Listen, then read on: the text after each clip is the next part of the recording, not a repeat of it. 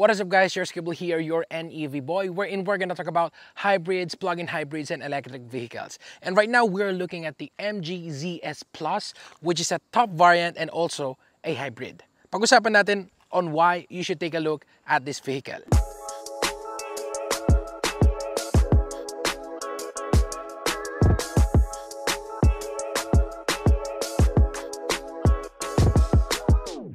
This MG ZS Plus hybrid, tignan natin yung hood nito, okay? Since this is a hybrid, meron tong electric motor at meron din tong engine. It's a 1.5 liter engine and this is how it looks. This hybrid from MG ay merong 197 PS at 465 Newton meters of torque. And really, you would feel that push, especially on the 0 to 50. Perfect na perfect if you are kind of on the aggressive side of driving, wherein yung pagsingit-singit is hindi ka mabibitin dito. Which is actually, I was pleasantly surprised, no? And according kay MG, yung mileage ito or yung consumption nito is up to 24 kilometers per liter. But on our testing, we were able to bring it to 4.5 liters. So 100 kilometers, or that's about 22 kilometers per liter. And it's really not, it's really great. Kasi sa rating nila, it's up to 24, and we were using adaptive cruise control at times, and even the ICC or the intelligent cruise control. And we were able to bring it to 22 kilometers per liter. And you guys be the judge if that is enough for you. But for me, I was pleasantly surprised and happy doon sa consumption nitong MG ZS Plus hybrid. Ngayon, pag-usapan natin ang mga cameras na meron dito. You have 360 cameras, you get one dito, you get one doon, you get one on the either one side ng ating side mirrors, at meron tayong isa doon sa tailgate natin. Meron din tong ADAS, nandito lahat yung lane keep assist, emergency, collision, meron siya lahat. Meron din tong adaptive cruise control at meron ding intelligent cruise control. Sa mga nagtatanong ano bang ibig sabihin ng adaptive cruise control, wherein pag in-open mo yung cruise control, it will adapt its speed doon sa unahan nyo. For example, you set it at 80 kilometers per hour at yung nasa unahan nyo ay 60 lang, it will follow the 60 kilometers per hour. Ano naman yung sabihin ng ICC, yung Intelligent Cruise Control? Well, if you are on a road wherein kita yung lines, you just click that and then it will follow yung guhit. And make sure lang that your hands are on the steering wheel kasi it will give you a warning if you, alam mo yun, hindi mo hinawakan ng matagal. And we have a sample footage as well wherein nakita nyo na I was playing with the steering wheel at makikita nyo na it is correcting itself. But again guys, if you are driving with intelligent cruise control, make sure na hawak nyo pa rin yung manibela kasi at big turns, hindi niya kaya yung habang ikot.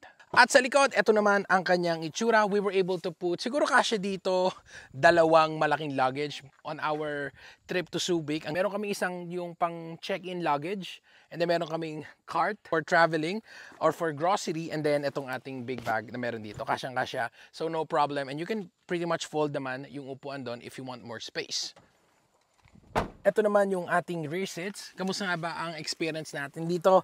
Well, syempre since lagi naman tayo ang nagda-drive, is hindi naman tayo nagbababa dito. Pero, maganda yung headroom niya, no? Maluwag siya. I mean, I was expecting it to be, I don't know, I didn't have any expectation. Pero spacious dito sa likod. Maganda naman yung legroom. Ang height ko is around 5'6", and I'm kind of big guy. So, I pretty much consume the whole seat, no? Pwede itong pang tatlo, pero medyo kailangan mga bata-bata or sexy ang nakaupo sa gitna.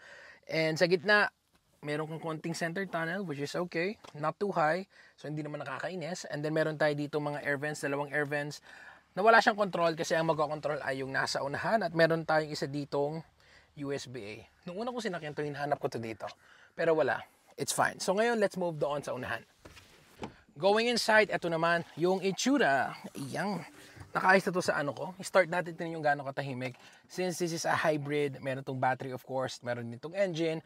At from a cold start, we are using EV. So kita yung napakatahimik. Yung tipong lalabas ka ng madaling araw o itatakas ito sa bahay nyo, is wala makakarinig. Except for that music na hinaan natin. And then, one thing I noticed dito this is my first hybrid na nagamit ko, personal.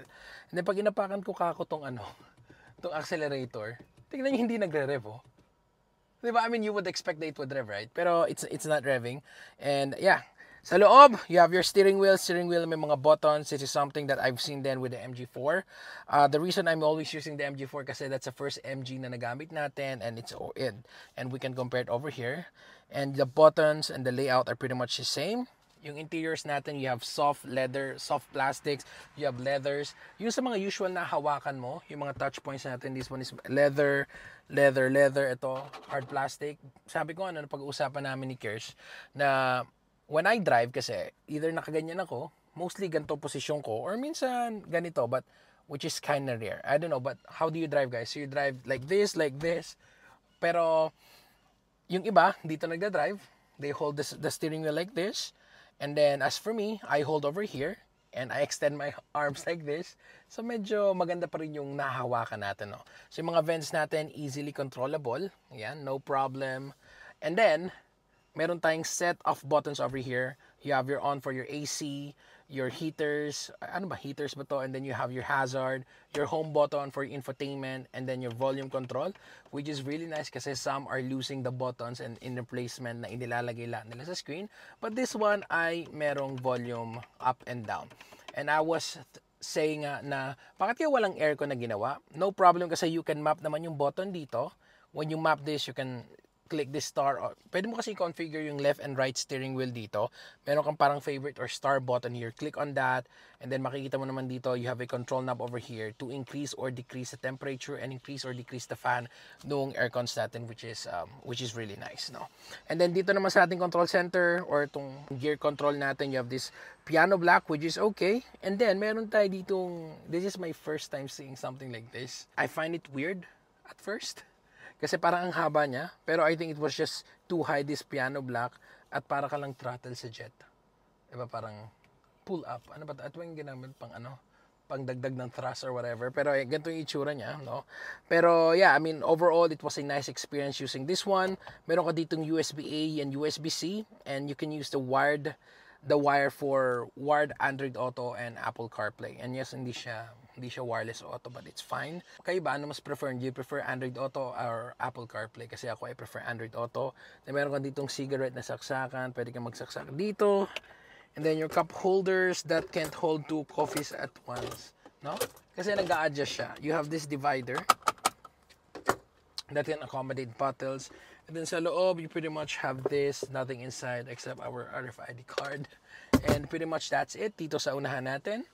Meron tayong glove box dito, decently spaced. Patungan din ata to ng phone. Pwede ba itong patungan ng phone? Diba? Yan. Meron tayong 12.3 inches sa infotainment and syempre yung ating digital cluster dito. And this is like one of few better infotainment systems na nakita natin. It is matte, so hindi mo masyadong kita yung, alam mo yun, dirt and grimes ng kamay mo. And it pretty much works like a tablet.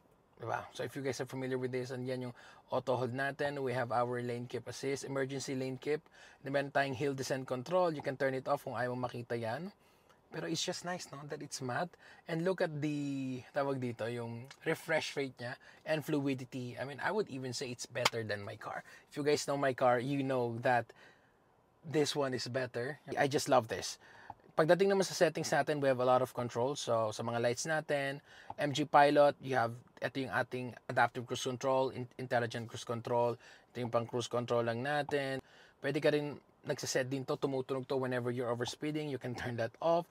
Front collision assist, pwedeng alert lang or magbe-brake siya para sa'yo. It will brake by itself. Then you can adjust the sensitivity, ay ating lane departure warning. At alam nyo ba na pwede mo ring i-turn off ang airbag. I don't know why, but you can. Babe, what if I turn this off for you? No. And then, do something crazy? No. Okay, so let's turn it on. Okay, and then meron din tayo ditong regen. Meron tayong low, medium, high. And my recommendation is just keep it on medium. Or kung medyo nahihilo pa kayo sa medium, you just keep it on low. I don't know kung narinig yun, pero the engine just kicked in. I don't know if you guys would hear it, but you would know if the engine kicks in, no? And there are times na nagugulat ako actually pag nangyari yun. Di ba? Nagugulat ko na, bang! Ano yun? But anyway, then you have your convenience. I think sinabi ko that you can customize the stars. Kung anong gusto mo, you can set it for the cameras. Or pwede mo siyang iset para sa pag-adjust ng air conditioner, but you have different options kung anong gusto mo. Pero ayan, makita mo rin kung kailan ka magsa-service. But this car is not perfect. Pag-usapan muna natin yung mga hindi ko nagustuhan dito sa kotseng to. First is yung ilaw. Yung ilaw sa loob kasi is very, I feel like it's very 90s. And then sa front lang yung may ilaw, sa likod wala tayong ilaw. And the next one, when it comes to the tailgate, ay hindi siya powered. And next one is yung regenerative braking niya. I mean, etong kotse na to ay may around 1 something kilowatt hour na battery. And I think having as a low, medium, high setting for the regenerative braking, parang okay na to be honest if you just put it on low or medium. Or kung nahihilo ka pa sa medium, you just put it on low. But other than that, I really cannot find naman din. I mean, considering the price of this vehicle, I really cannot find things na I would be like, ba't ganito, bakit ganyan? Kaya, the MG ZS Plus Hybrid was an enjoyable car to use, and I think this is one of the hybrid cars that you should check out. Itong hawak natin, which is a ZS Plus Hybrid, ay hindi ito yung exactly makukuha natin dito sa Pilipinas kasi sabi ko nga merong ilaw yung vanity mirror natin at merong sunroof. Kasi ito merong heated na steering wheel and seats. I mean, kailan natin gagamitin ng heated, di ba?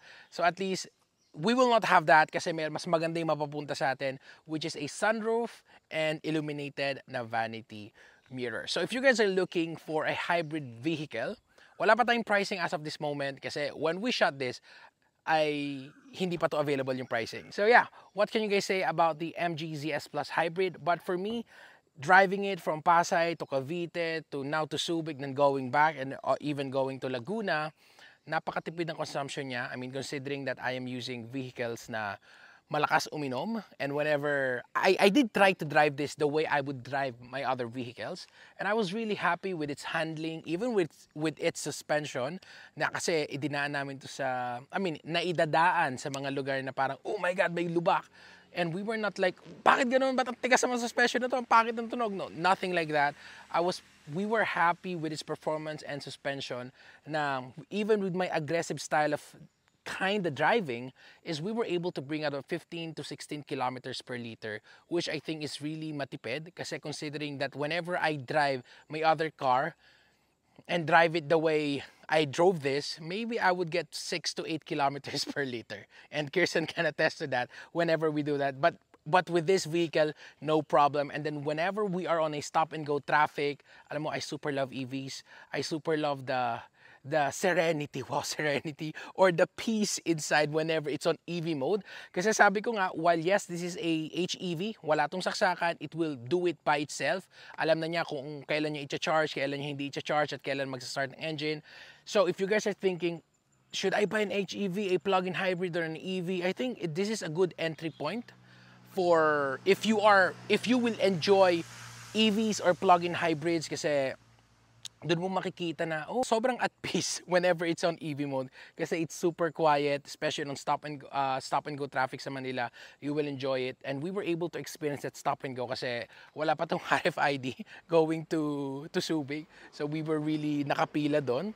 And we were just happy using this car na pinahiram sa atin ng MG. So we would like to thank MG Philippines for lending out this unit. We were super happy with its performance, super happy with the driving dynamics nitong car na to, that maybe even those aggressive drivers will love, and for those people naman that will not drive this crazily or aggressively, it is a really good car.